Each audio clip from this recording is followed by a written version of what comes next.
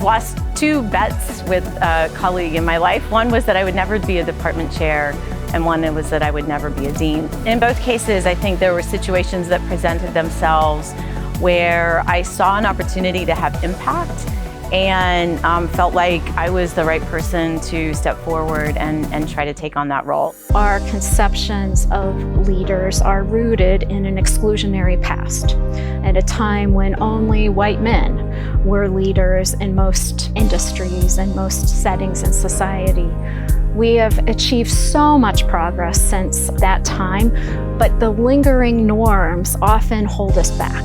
And so being aware of those lingering norms and open to different forms of leadership is so important for everyone, including our students. The major point there is to recognize that when we bring an alternative communication style or alternative experiences into a scenario, we are enriching the range of resources that context has to draw from.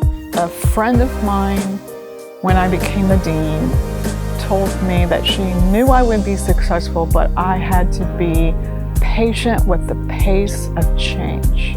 The women who persisted and who have stayed in faculty positions or sought faculty positions and leadership positions in fields where that wasn't the norm, they are the ones who now are helping the next generation to make those important connections. There's a really good study that shows that if you look at men and women applying for a job, that women wouldn't apply for a job unless they checked all the boxes. But men would check one box and say, I'm good enough to go.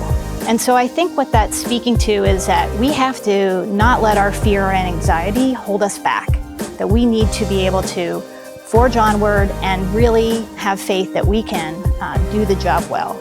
Don't let the perfect be the enemy of the good. Oftentimes women think we have to be absolutely perfect or have all of the credentials before we try to achieve that next level in our career. And that is the wrong strategy. Remember that you walk into the room and you bring value. You bring something that wasn't there before you got there. And if you don't say it, who else will?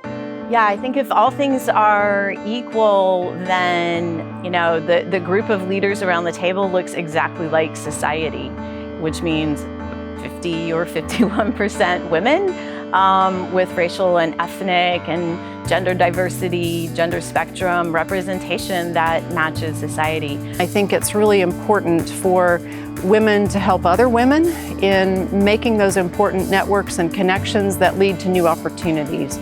I'm happy to say that in the last 3 years, we have over 50% women leaders within the leadership group within the College of Veterinary Medicine. And that really speaks largely to a concerted effort to allow more women to take on a leadership role and people having the courage to step up and follow their passion. I've always told my students that all nurses are leaders, being able to overcome whatever is in their way as long as it is going to help them and others. That is what we celebrate actually with Women's History Month, the resilience of women to achieve. I'm here where I am because a number of people said, I think you can do this, or I think you should do this, and those led to another set of connections, and that's really how you build that personal and professional network that will help you find the next opportunity. It's important that women's voices are heard, and it's important that women model hearing and listening to one another, amplifying one another's messages, building upon one another's messages. History, the way I had been taught, mostly had to do with those white men in leadership positions. And then my freshman year of college, I took a writing class on the history of American women. And it radically changed my worldview. It helped me see things I had not seen before. And that's why it's important to celebrate Women's History Month, because for too long, women were excluded.